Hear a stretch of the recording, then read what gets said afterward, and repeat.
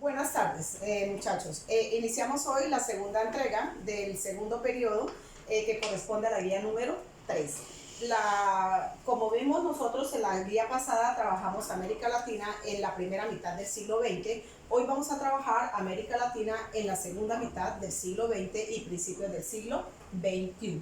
América Latina, como ya lo dijimos nosotros, en la primera mitad del siglo XIX, pues vivió todos los procesos de las guerras de independencia y de elegirse como estados independientes. Tengamos en cuenta nosotros que vivió muchos tropiezos, muchos alcances, pues porque ya no, los países ya no eran, hacían parte de un virreinato, sino que tenían que formarse países independientes.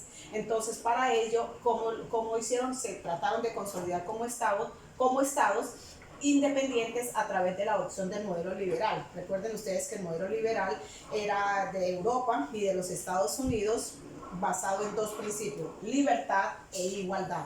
Pero cuando ese modelo político liberal fue puesto aquí en América Latina, pues fue contextualizado aquí en América Latina. O sea, ni la libertad ni la igualdad se tuvieron en cuenta aquí. Lo adaptaron porque las condiciones eran totalmente diferentes. Aquí se manejaron las haciendas, se manejaron las exportaciones, los monocultivos, como mirábamos nosotros en la guía pasada, una economía donde los indígenas y los negros fueron incorporados al trabajo, no hubo la tal liberación que ellos pedían, la libertad, la democracia fueron ejercidas de una manera muy limitada. Entonces, estas fueron las condiciones que se vivieron en la primera mitad del siglo XX, perdón.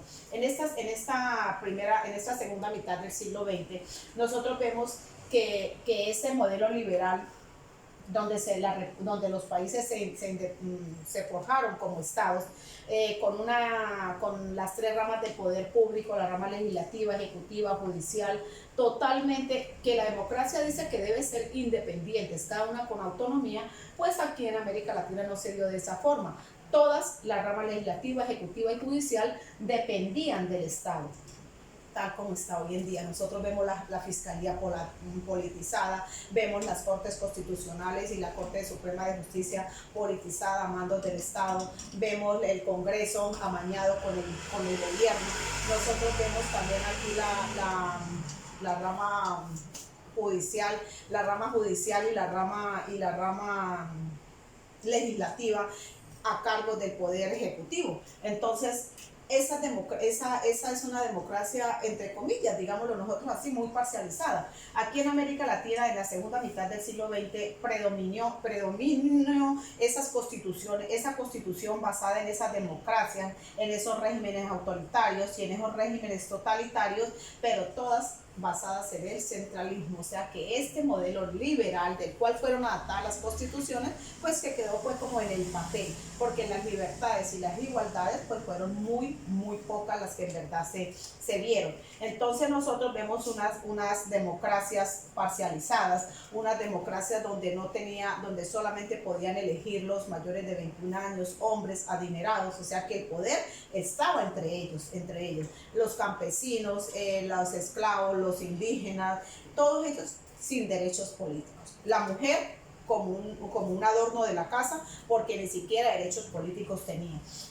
Hubo otros también, por ejemplo, los regímenes autoritarios y los regímenes totalitarios. Los autoritarios pues son sencillamente que tienen un poquito de democracia, no sin ser totalitarios como ya estos que ya son extremistas. Estos son más bien regímenes como mixtos, un poquito de democracia y un poquito de dictaduras. O sea, y mientras que los regímenes totalitarios pues ya vienen siendo como ese nacionalismo, como esos sistemas cerrados que no permiten ningún tipo de intromisión.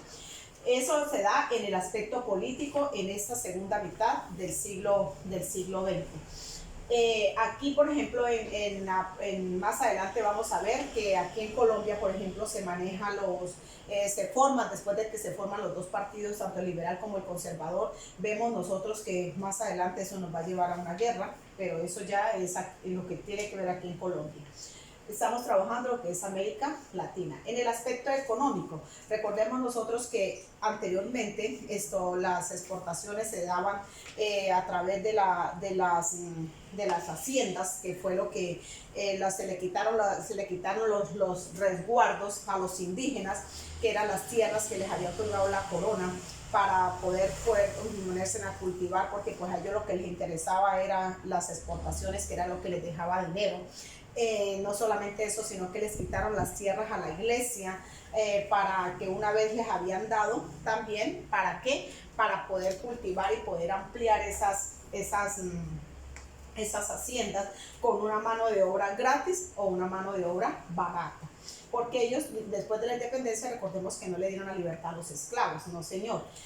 La economía fue una economía de agricultura basada en los monocultivos, como lo dijimos anteriormente, y únicamente estaba basada en la exportación, en la colonización de tierras, porque las tierras baldías, que antes eran baldías, es que no tienen dueño, son como las montañas, como entonces esas tierras las colonizaban, las volvían aptas para la agricultura y automáticamente quedaban de ellos. Entonces, aquí se manejan, durante este periodo se manejan tres tipos de economía.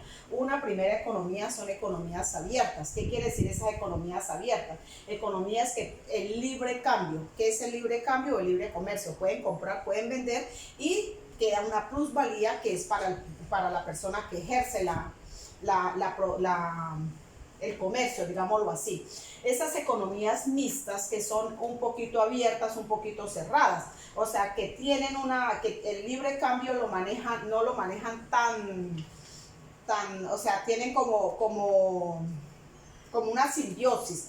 En esos países son Argentina, Uruguay, Brasil, Bolivia, Paraguay y Costa Rica. Son esos países que tienen esas economías mixtas, o sea, comprar y vender, pero más es lo que compran que lo que venden.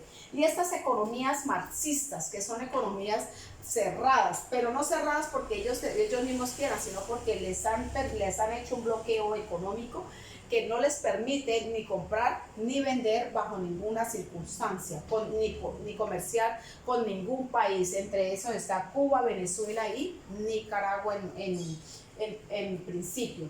Entonces, muchachos, América Latina durante esta primera mitad segunda mitad del siglo XX, principios del siglo XXI, entonces podemos ver que esas libertades que nos habla el modelo liberal, tanto en el aspecto económico, político y social, pues son coaccionadas por los países imperialistas, en este caso Estados Unidos, que ha tenido siempre una injerencia económica, política y social sobre los países de América Latina, no permitiéndoles el libre desarrollo de los pueblos, y aparte de eso, la clase política siempre ha tenido poder dominante sobre las clases menos privilegiadas en todos los países de América Latina. Los países, no solamente nosotros somos serviles a los Estados Unidos, pero la clase política, nosotros somos serviles a la clase política, o sea, quiere decir que nosotros, la autonomía nuestra, nuestro pensamiento, nuestra forma de actuar, nuestra forma de pensar siempre está supeditada a lo que diga la clase política.